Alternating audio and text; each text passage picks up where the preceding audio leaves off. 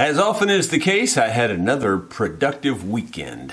Made some good progress with the sawmill and the quarter saw attachment, and I thought I'd just give you a random demonstration on how to fold a bandsaw blade. We'll do that right after this.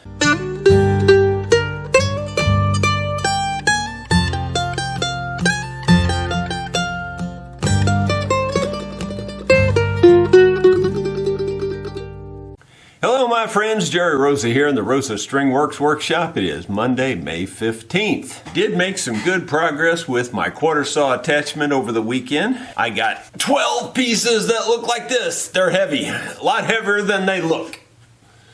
This is walnut, and you can see it's really pretty stuff, clear stuff, no knots. And it's got the quarter sawed in grain. If you can see the grain lines running straight down. These pie-shaped wedges, I got 12 of those out of the log. Now, that was because I didn't have a secondary index on my quarter saw attachment. I did actually go into the shop and make the secondary index. So now I could have sawed these one more time and I would have ended up with 24 instead of just 12 wedges. That would be awesome. And I went ahead and took one of those wedges, just like you saw there, and I resawed it on my bandsaw in the shop, and now I have these. So this would be the equivalent of the 24 wedge size.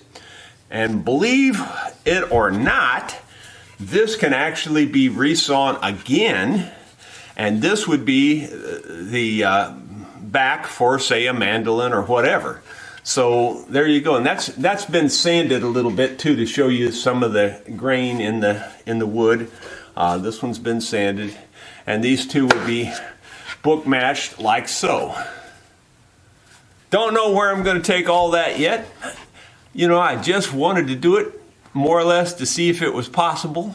And it seems to be possible. The quarter saw jig really does work pretty well. So I'm overall pretty happy with that. I've got quite a bit more cedar to finish sawing up, and when I get those sawn into lumber, then I may take down a large sycamore tree and start sawing backs for a sycamore instrument. As you know, I've built a half dozen sycamore mandolins, and they're all just as good as any other mandolin I've ever had, so they work great. The other thing is I've just realized it's been 2 weeks since those guys were here and did the site survey for my internet for the fiber optic, and I haven't heard a word from them, so I am going to be calling those folks today. You can bet on that. Now, I mentioned I was going to give you a demonstration on how to fold up a bandsaw blade. This may not be the best blade to use because it's such a small, thin blade. And most people are going to want to wear a pair of gloves for this. I've done it so much, I don't even feel like I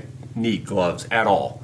So I've got the blade in my hand this way, you can see, and this one's just regular. This one's, in other words, instead of doing it this way, I take this one hand and turn it this way. Now I just start twisting each hand in opposite directions. See how I'm doing that? I'm twisting in opposite directions. And they just fold up automatically like that when you do that. It's really very, very simple. This is such a small blade, I'll just go ahead and unfold it. Do it again. All right, I take my right hand and I turn it facing outward like that, the palm facing outward. This palm is basically facing inward or toward the other hand, really. And now you just start spinning them. I'm spinning, let me think, are they each one going clockwise? I guess that's right. It depends on which way you're looking at it from. This way would be clockwise if I'm looking at it from the back side. And this way would be clockwise if I'm looking at it from the back side. So anyway, just spin them like that, and then they just rotate into 3 discs. And it really doesn't matter how big the saw blade is. All saw blades work this way. I even do the ones on my big 1 1/4 inch bandsaw mill blades, those giant blades. I can just take them and just twist them. Now those I do wear a pair of gloves, trust me.